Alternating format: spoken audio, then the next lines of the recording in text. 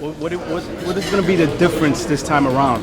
Well, Manny was a one-handed fighter back then. He's got two hands now. He could only move in one direction back then. Most importantly, he can move both directions. And, he was just a young, strong kid at that time when we depended on the big left hand. But now he's a much more complete boxer and complete fighter, and he's just a whole different animal right now. And I think Marquez has his hands full. Well, Marquez is a good counter puncher and so forth. So, the old man, he just kind of walked into the fire, and he knows how to go in there with feints and head movement and not be so easy to counter at this point in his life. So you don't think it's a stylistic problem for Manny? I mean, being something like Ali and Norton, when he had problems with Norton and Frazier. Obviously Manny does better with guys that come at him. That's true, but he has more difficulties with counter punchers. But it's being a counter puncher. It's a tough way to win a fight, of course. The thing is, if you don't have knockout power and you get the guy out of there, usually counter punches are behind on points. So I think we're too big and strong for him at this point. We're better than he is. I think we're still heading in the up direction, and he's going down a little bit. You said Manny's a different animal today than he was back then when we fought Marquez. He has filled up pretty well going up to 147.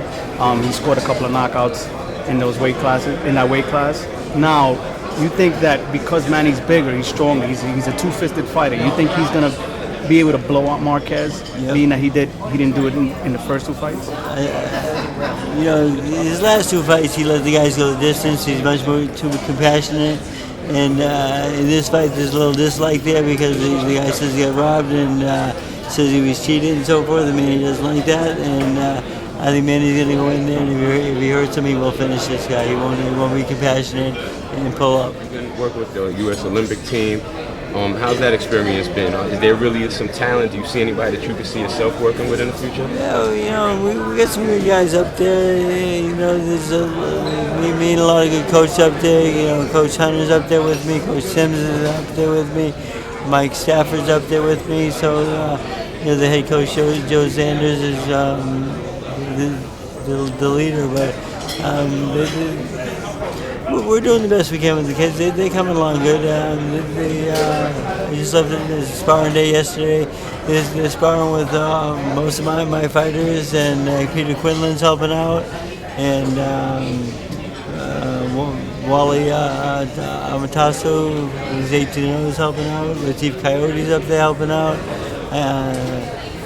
Peterson's up there working out with the kids, and so what we wanted to do is give the kids a challenge. Instead of sparring with the guys that they beat in the Olympic trials and so forth, and just dominating those guys, we felt we had to bring in better competition to really make them excel. And we definitely did that, and they're holding their own with the sparring partners, and it's going quite well. So I'm on the press tour this week, and Friday I go back to Colorado Springs and I finish up with the boys. We do the world qualifiers after that week, and then I go to the Philippines with Manny Pacquiao. How much time do you plan on spending with that Olympic team now? As it approaches the Olympics? As much as I can. Yeah. Is that going to be doable given your busy schedule and trying to make it work? I've been up there for a month now, so it's unusual that I had a month where I could fit that in, but it's working out well. Who are some of the guys you like so far on the Olympic team who have stood out in your mind? They're all pretty good kids and so forth, but my favorite is Jose Ramirez, 131-pounder, 132. I mean, we get along well. He's very talented, and he listens very well. And then Marquez from New York. Me and Marcus been working quite a bit together. He loves the way I wrap his hands, and Jesse Hart and me getting along well. So, there's a lot of good coaches up there and so forth. So we're all getting a little pocket of who likes who, and but we're all teaching them, trying to bring out the best in them and make them win. Would you be in the corner during the Olympics? No, I can't be. No. It's against the rules. Right. Okay. So. Okay, Manny said that in 2013 he'd possibly be leaving the game because he'd be looking more into politics. He didn't give it a definite, but would that be the end of Freddie Roach also? Would you be leaving with him, or would you stay behind, take care of a man as long, I've got a lot of fighters. I've got about 12 pros that I train right now. I've got 4 world champions. I got Sinchenko, just fought in Ukraine, just defended his title. I had Stas, who fought for the title against Balzai and lost split decision. I got a lot of good guys. I got a long way to go. I mean, I don't know how many times I win the Trainer of the Year for this guy to put me in the Hall of Fame, but I don't know. Like, how many times has Nacho won it? 0. I won it 5 times, but I don't know. It's a prejudice. I don't know. I don't know what's wrong. Freddie, I'm glad you said that you're looking for it. You're looking for it because you've reached Hall of Fame status for your career now, for sure. You paid your dues. You reached your Hall of Fame status. How did you get involved with the Olympics? I mean, was it something you seeked out, or did they seek you out?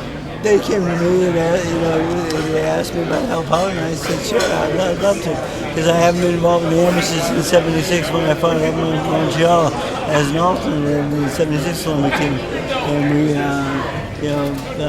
that was a great Olympic, of course, and I had the same Olympic village, and we actually boxed in the rings and so forth. It was a great experience. So I thought it'd be a great thing to give back, to when did they start, Freddie? When did they start? July? Or? Well, no, the World Championships are in 2 weeks in I can't pronounce it. But the actual, doing great. That's my buddy. He's doing very good. He made him shave yesterday. He was pissed off. But the actual Olympics are starting in July. Yes. If that's the worst, Freddie, could you sign? So, what do you think was wrong with the Olympic teams of the past? That we, being that we haven't won an Olympic gold in more than a few years. It's just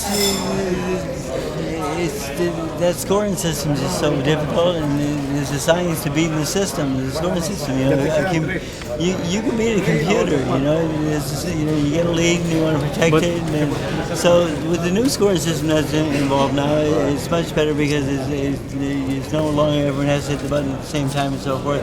5 judges get to score the fight the way they look at it. They take out the high and low and take the 3 most common average. And I think it's better for combination fighters and better for active fighters. And I think that's why the Olympic boxing wasn't well watched, because it was more like fencing, and you score a point and you get away and then protect that lead. It was just, it took away from the game.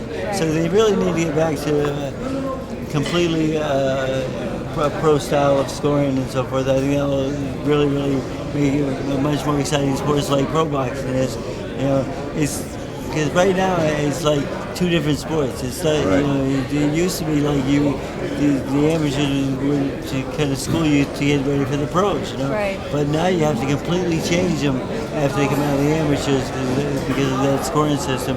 So the new scoring system is a step in the right direction, and hopefully it will keep going that way. You think also, I see that in the past, the amateurs in the past, like Ray Leonard, Magic Taylor, Pernell Whitaker, those guys were not only dominating, but they were knocking out amateurs, and when they were amateurs. You think that today we don't see that? We don't see amateurs knocking out guys the way we did in the past. We had a couple of punches on the team and so forth, but the thing is, again, with that scoring system, they just want to score from touch and get away. Right. They're not going for power and so forth. And I'm an aggressive coach. I want to. If you're winning by 20, I want you winning by 40. It's like they show you the score after the first round, and this just happened yesterday with one of my guys. He said, "How am I doing?" I said, "You're winning by 2 points." So he went out there and he started running and changed his style, and then he lost the fight. He said, "How come I lost the fight?" I said, "Because you didn't do what you did in the first round." I said, "Well, you won the first round." I said, "Why did you change?"